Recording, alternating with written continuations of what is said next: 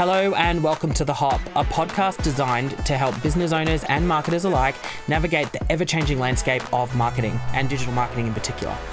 I'm your host, Matt Taylor Farrington, and the owner of Purple Bunny Marketing, and today I'm joined by Martin.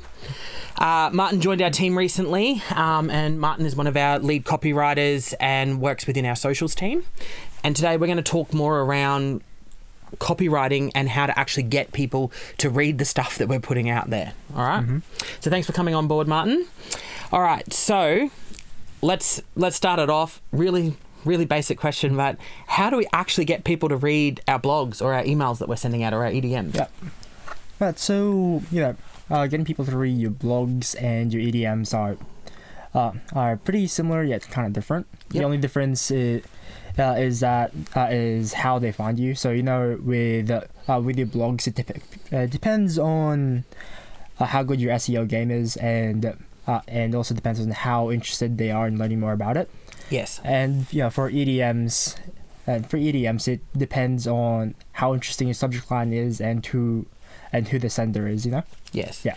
Yeah. Agreed. I think SEO, not to plug ourselves, but we offer that service.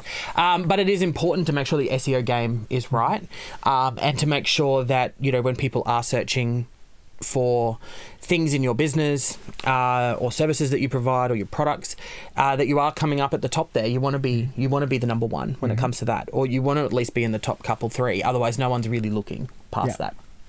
But blogs are a great way to help that too, right? So, as you're learning and as we're going through the business, we're finding making sure that the topic we're talking about is, in fact, and that blog post is SEO optimized, right?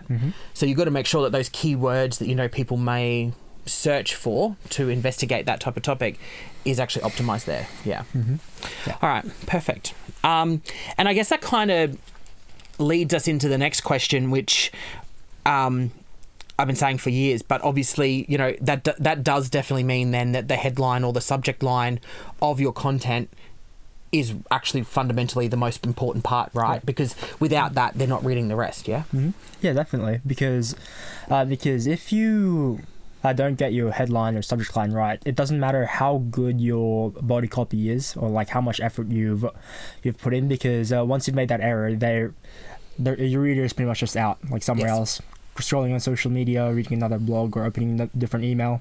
Yep. So yeah, it's definitely important to get that part right. Yeah, and I think it's important while we're talking about those, because I see a lot of clickbait, right? That gets me there, and the bounce rate on some of those things would be absolutely astronomical, right? So you've got to do a fine balance between getting them to click and actually getting, like, I would be happy for blogs that we do, right? I would be happy if I got 20 people to read it who read it properly from start to finish, or a large majority of it, opposed to thousands of people going to the page, but everyone bouncing off within 10, 15 seconds, right? Because what was the point? What was the effort, right? I'd rather educate 20 people and make sure that they're happy about the topic we're talking about than educate nobody, if you know what I mean. So I think it's important, the headline definitely, or the subject line, that you don't go too far into clickbait where you open it and you go, oh, this is not what I was sold. Yeah? Yeah, I agree. Yeah. It also has to be, you also have to catch the right kind of people. Correct. Yeah, 100%. All right, cool. Okay, so what's the key then to getting someone to actually read my email or blog and then potentially convert? So what's the key to kind of, let's use those 20 people, for example, that I said for our blog. What then gets them to convert at the end to potentially go through my site further and look at my services or look at what I'm talking about? What's the key there are you finding in the content? So it's really going to depend on how much they want it. Yes. Like, is the value that they're getting actually worth relative to the cost they're putting in? Like the amount of money, time, effort, and sacrifice. So it has to be worth that in their minds. And the second thing is there certainty that what you have will work, Yes. So you can do that with like simple logic, or social proof, demonstration of results, etc., stuff like that. Yes. And well, it also depends on person to person based on their personality. Like some are more like easily convinced than others. And final thing is their trust threshold. Yes. So how much they trust you and your company. So yeah, if you don't get one of those right, then people are not going to convert. Correct. And I guess that's why and you're very good at this with the EDM content that we do, where you kind of put layers in an email or a blog post where it's like, and I guess I've seen it in a couple of the pieces you've written where it's like, still not convinced, and you're giving them more reasons and trying to basically explain it. But people can bounce out of that content at any point with a call to action earlier on in the process, I guess.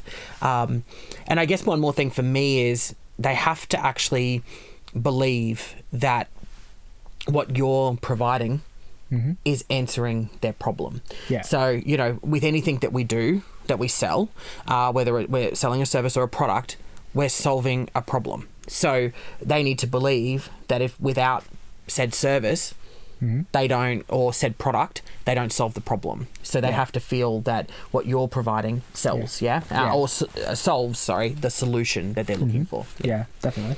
All right, cool, perfect. All right, interesting one for the last question. And one that we get a lot of people who tell us, I'll just use ChatGPT to write it for me and stuff like that. But what's your take on AI copyright and relying on what AI kind of produces versus the human aspect now of a role like yourself that produces that content? And do you use AI in the process and stuff like that? Yeah. All right. So there's a not very smart way to use AI and a very smart way to use AI. Yes. So the not very smart way basically just involves you use AI. Yes. And that's basically it. You just blindly follow what it produces and you do nothing else. That's one of the worst things you could possibly do. The scariest thing is when I've seen a client use it and just not read what it produced. And I think we've talked about it in a previous podcast where it's like, hey,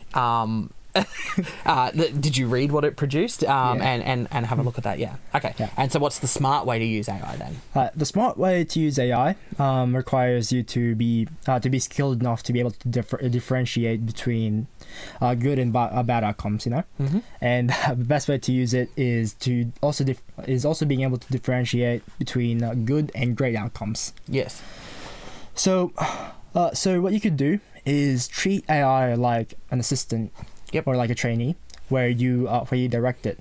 So you could filter out the good and bad. You could give it a nudge towards the right direction, and you can also significantly speed up the brainstorming process because you'll be able to connect the dots like so much faster, just like that. Yes.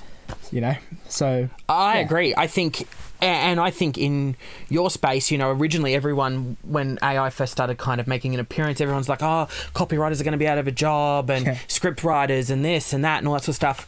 I honestly don't believe that AI will get quite to that level yet.